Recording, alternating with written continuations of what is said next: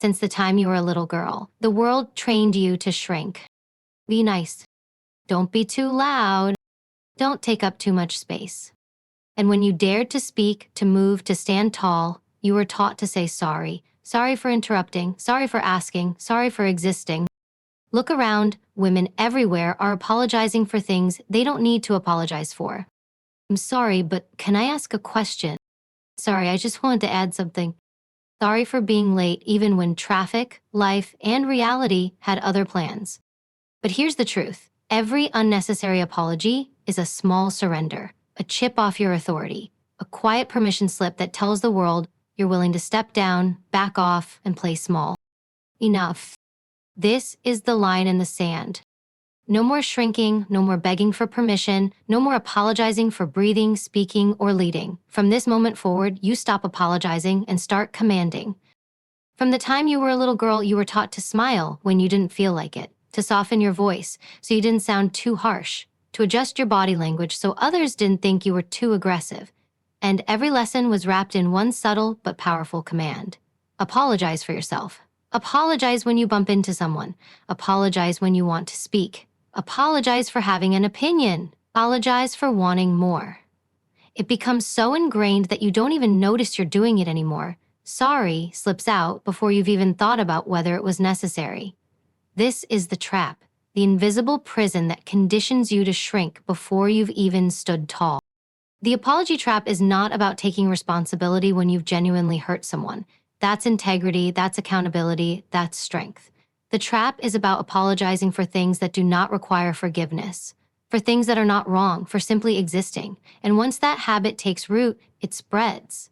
It spreads into how you speak in meetings, how you ask for opportunities, how you negotiate, how you carry yourself in relationships. You stop walking into rooms with authority and start walking in with a silent disclaimer. Don't worry, I won't take up too much space. Think about how many times you said sorry today without realizing it. You apologized when someone else bumped into you. You apologized when you wanted to ask a question in class or at work. You apologized when you didn't respond to a message instantly, even though you owed no one that urgency. Each one of those apologies may seem small, but they pile up like bricks, building a wall between you and your power. And every brick you lay down with an unnecessary sorry becomes a barrier that others climb over to stand taller than you. The world notices when you do this. People may not call you out on it, but they feel it, they read it. Every time you undercut yourself with sorry, you signal to others that you're less confident, less certain, less commanding. And the world responds to those signals. It tests you. It pushes you further. If you're apologizing for things that don't need an apology, people start expecting you to yield in bigger ways. That's how leaders lose authority, how partners lose balance, how strong voices are turned into background noise. But here's the truth. You don't have to play by that script anymore. You don't have to buy into the conditioning. The apology trap only has power if you keep walking into it. The moment you pause before saying sorry and ask yourself, did I actually do something wrong here, or am I just trying to make myself smaller so no one feels uncomfortable? That's the moment you start breaking free. That pause is everything. That pause is power. And in that pause, you get to choose. You get to replace sorry with something stronger. Instead of saying, sorry I'm late, you say, thank you for waiting. Instead of sorry for asking, you say, I have a question. Instead of sorry, I just wanted to add, you say, here's my point. The words you use reshape how others see you and, more importantly, how you see yourself. When you stop apologizing for what doesn't need forgiveness, you stop carrying yourself like a guilty defendant and start standing like the authority you already are. The apology trap was never designed to keep you safe. It was designed to keep you small. But once you recognize it, once you call it out, once you refuse to play into it, that trap loses its hold. And from there, everything changes. You stand taller, you speak clearer, and you stop shrinking for a world that only respects those who claim their ground. When you live in the apology trap long enough, it starts costing you more than you realize. Every unnecessary sorry you speak chips away at your confidence. At first, it feels harmless, like you're just being polite, but slowly, it becomes the language of self-doubt. You begin to hear yourself more than anyone else does, and what you hear is a pattern. I'm sorry, I'm sorry, I'm sorry. Over time, you don't just say you're sorry. you feel sorry. Sorry for wanting more. Sorry for being bold. Sorry for taking up space. That's the cost. And it's heavier than most women recognize until it's too late. When you over-apologize, you signal weakness in moments that demand strength. Think of the workplace. You walk into a meeting with a brilliant idea, but you start with, "Sorry, this might not be a good thought, but..." You've already killed your credibility before the idea even left your lips. People tune out, not because your idea isn't good, but because you framed it as disposable. You gave them permission not to take you seriously. Confidence is currency, and every time you apologize unnecessarily, you are bankrupting yourself in front of others. The same happens in relationships. Over-apologizing makes your partner, your friends, even your family stop seeing your words as equal. If you apologize every time there's conflict, even when you've done nothing wrong, you set the precedent that you're always the one who yields. And guess what? They'll expect it. They'll lean on it. They'll build entire dynamics around the idea that you'll always bend, always break, always step down, because you train them to believe that. And respect? It dies the moment you water yourself down. Respect is not given to people who constantly beg for forgiveness. It is given to those who stand in their truth, who speak with certainty, who don't cushion every word with apology. People follow strength, not hesitation. They listen to authority, not to those who constantly backpedal. Over-apologizing doesn't make you likable. It makes you forgettable. There's also the cost to your time and energy. Apologizing for everything makes you hesitate, makes you second-guess, makes you over-explain. You waste precious minutes clarifying what didn't need clarification. You rehearse excuses in your mind. You create stories to justify things that never needed defending. That mental load eats at your focus and drains your energy. Instead of moving forward with power, you're stuck circling around unnecessary guilt. And the cost isn't just personal, it's generational. Younger women are watching, daughters, nieces, younger colleagues, girls sitting in classrooms. They see the women around them apologizing for speaking up, apologizing for existing, apologizing for being bold. They learn that same behavior and the cycle repeats. One woman's sorry becomes the next girl's standard. That's how the trap keeps passing down, silently shaping futures without anyone noticing. But here's the truth no one tells you. Every time you stop yourself from over-apologizing, you build muscle. You build confidence. You send a signal to yourself and to the world that you are done being less than who you are. Instead of sorry, you replace it with strength. You stand your ground in that meeting. You let silence hold instead of filling it with guilt. You say what you mean and nothing less. And with each repetition, you grow stronger. Understand this clearly. Unnecessary apologies don't buy you acceptance. They cost you respect. They don't build connection, they build imbalance. They don't create peace, they create silence. Your silence. And every time you say sorry for no reason, you trade a piece of your authority for nothing in return. That's a bad trade. That's a losing game, and it ends when you decide you're no longer playing. Directness is one of the greatest weapons a strong woman can carry, and yet it's the one she's often told not to use. From an early age, women are conditioned to pad their words, to soften their edges, to disguise clarity with politeness. Instead of saying, "This is what I want," they say, "I was just wondering if maybe we could." Instead of declaring, "Here's my decision," they hedge with, "Sorry, I think this might be okay," but it's not a lack of intelligence, it's a learned habit. A survival tactic drilled into women to avoid being labeled bossy, cold, or difficult. But here's the reality. Directness is not aggression.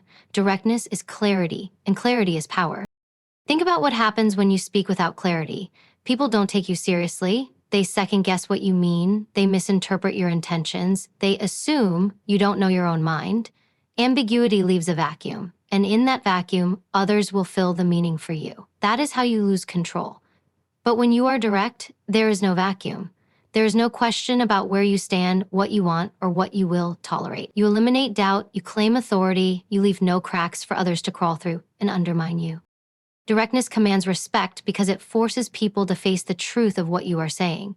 Imagine this. In a boardroom, two people share ideas. One says, "Sorry, this might not make sense, but maybe we could try." The other says, "Here's the strategy I recommend, and here's why it will work." The room doesn't remember the first, the room follows the second. Same idea, different delivery, and the direct delivery wins every time. People respond not just to the content of your words, but to the certainty with which you speak them. Directness also protects your boundaries. How many times have you said yes when you wanted to say no simply because you were afraid of seeming rude? You end up drained, resentful, and invisible, all because you couldn't bring yourself to be direct. But no is a full sentence. It requires no apology, no justification, no softening.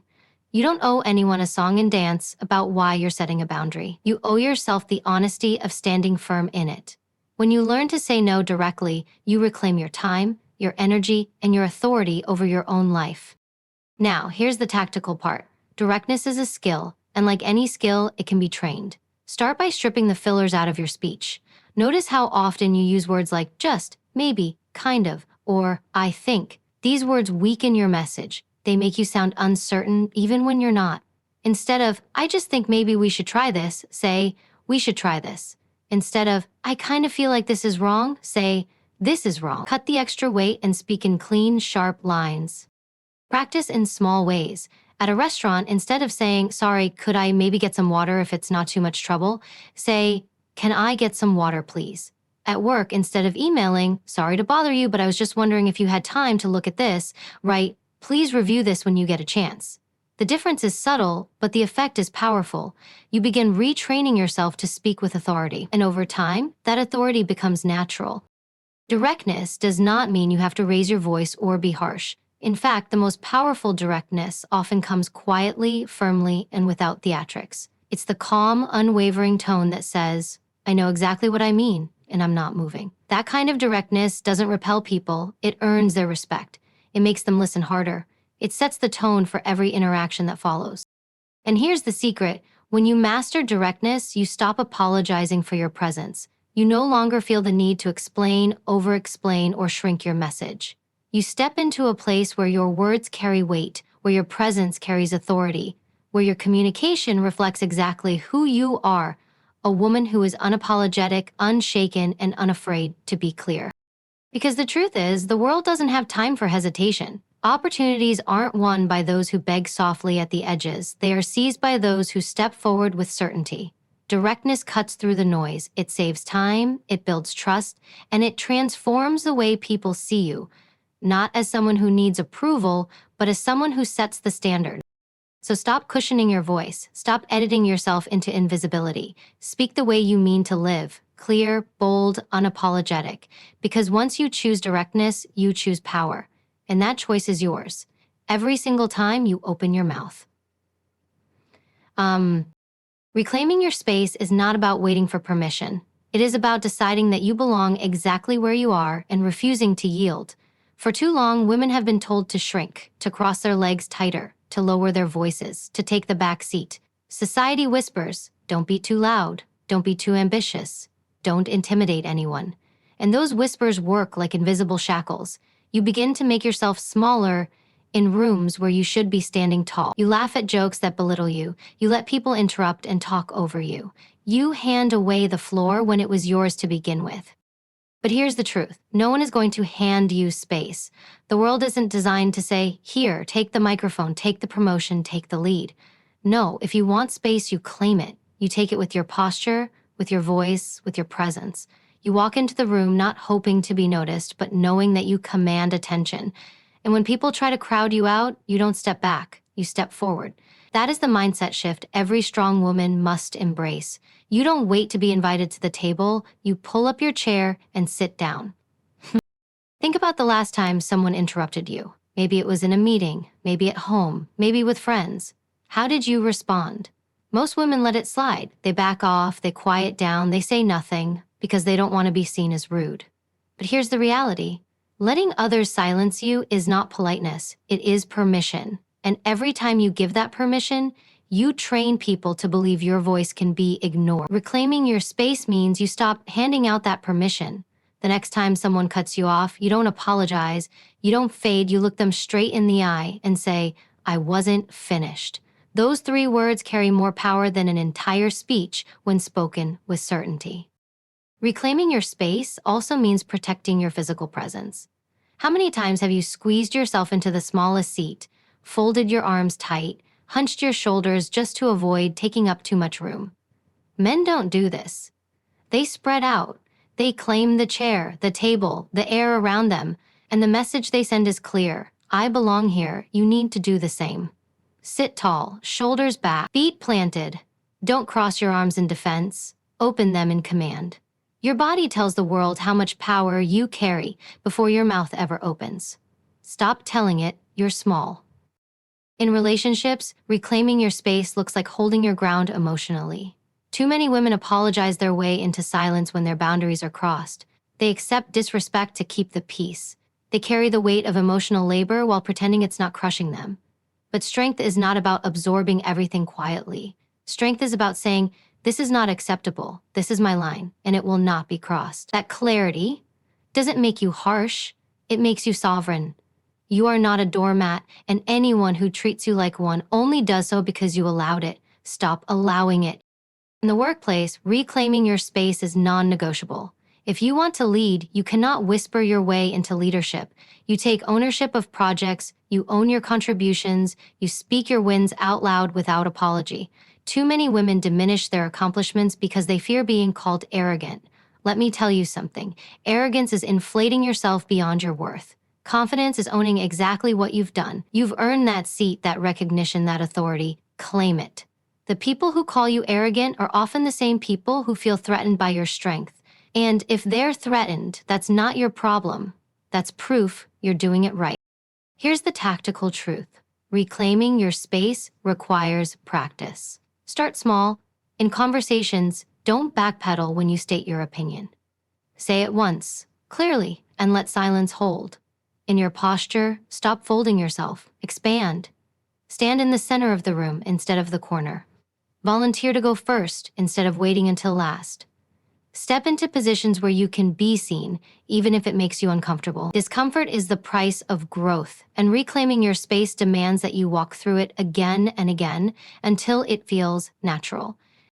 And remember this: when you reclaim your space, you don't just do it for yourself. You do it for every other woman who's been told to sit down, shut up, and stay small. You do it for the women who watch you and think, if she can stand tall, maybe I can too. Every time you take up space, unapologetically, you give permission for another woman to do the same. That ripple effect is how cultures shift. That's how the world changes. So stop asking if you belong. You belong because you're here. You belong because you've earned it. You belong because no one else has your voice, your vision, your fire. And the moment you decide to stop shrinking, the moment you plant your feet and refuse to step back, that's the moment the world has no choice but to step aside and make room. The world has enough women apologizing, enough women folding themselves into the corners, enough women diluting their voices so they don't make anyone uncomfortable. That's the old script. That's the outdated model. The new standard is this: unapologetic women who refuse to shrink, who refuse to beg for approval, who refuse to play small. Women who stand in their power without asking for permission slips to exist. Women who set the tone, set the rules, and set the pace for how they are treated. The new standard is not about arrogance or ego, it's about ownership. Ownership of your voice, your presence, your worth. It's about understanding that you don't need to explain yourself for existing, for dreaming big, for demanding respect. You don't owe the world apologies for who you are. The only thing you owe is your full presence, strong, bold, clear, and direct. That is the mark of the unapologetic woman. When you live by the old standard, the standard of constant apologies, of endless compromise, of softening yourself, you train people to expect less of you. They learn to treat you as less, to see you as less, to believe you are less. But when you raise the bar, when you refuse to operate by those rules, you create a shift. People no longer approach you as someone they can manipulate, silence, or dismiss. They approach you with caution, with respect, with recognition that you know who you are and you are not moving. And make no mistake, when you raise your standard, others have no choice but to rise or fall away. Some people won't like it. They'll call you difficult, intimidating, too much. But let them. Those labels are nothing more than alarms going off in the minds of people who can't handle strength. Their discomfort is not your problem. Their fear of your power is not your responsibility. Your responsibility is to stand in your truth, to hold your ground, and to refuse to apologize for it. The new standard is visible in every area of life. In the workplace, it looks like women who stop downplaying their accomplishments, who stop prefacing their ideas with self-doubt, who stop apologizing for taking up the spotlight. It looks like women who say, "This is my vision, this is my decision, and this is the direction we're moving." That's leadership, that's authority, that's unapologetic power. In relationships, the new standard is women who stop bending to keep the peace, who stop saying sorry for setting boundaries, who stop carrying the full emotional weight in silence. It's women who say, "This is my line and it will not be crossed." It's women who refuse to trade their dignity for approval. It's women who understand that love without respect is not love at all. In society, the new standard is women who stand tall in the face of criticism, who refuse to be silenced, who refuse to be invisible. It's women who break barriers not by apologizing for being there, but by refusing to step aside. Women who run companies, lead nations, command rooms, raise their voices, and don't ask anyone if it's okay. That's not arrogance, that's leadership. And leadership has no room for apologies. Now here's what's critical. The new standard is not just about how you live, it's about what you teach. When you raise your standard, you give permission for every woman watching you to raise hers. The young girl in the classroom who sees you speak without shrinking, the colleague who sees you set boundaries without guilt, the daughter who watches her mother say no without apology.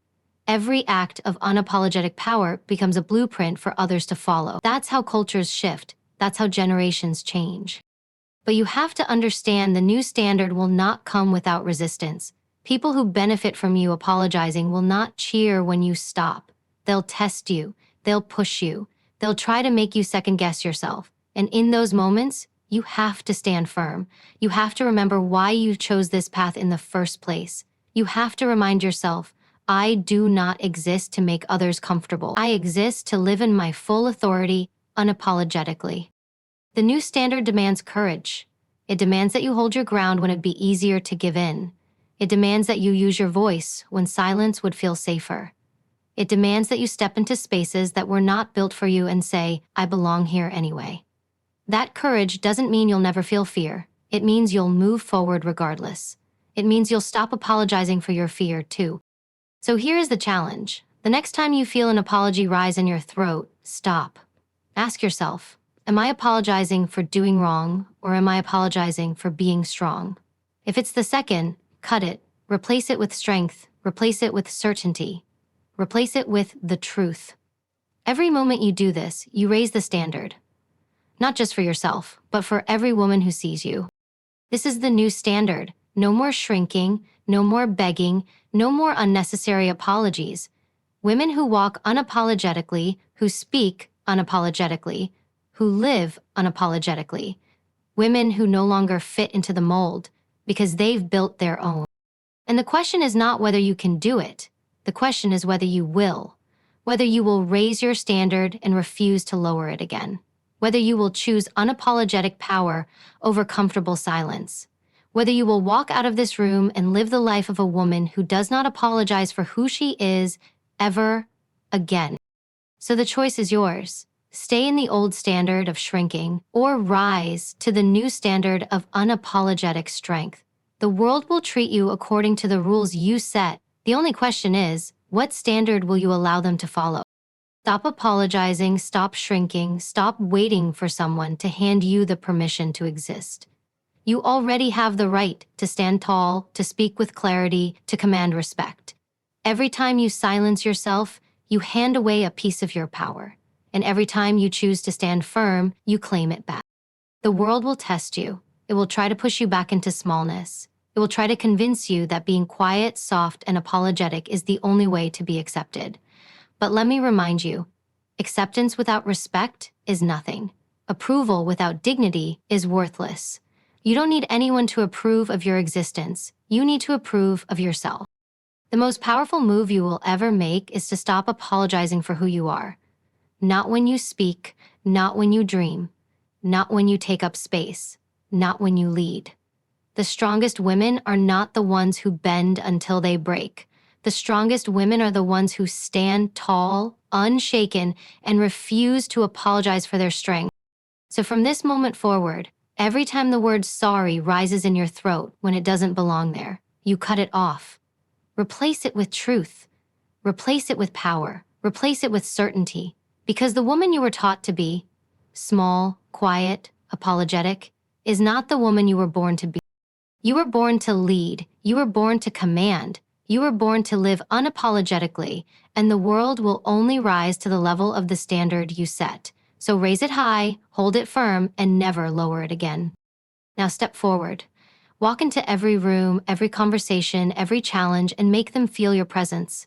Speak like you belong, move like you belong, live like you belong. Because you do. And you don't need to say sorry ever again.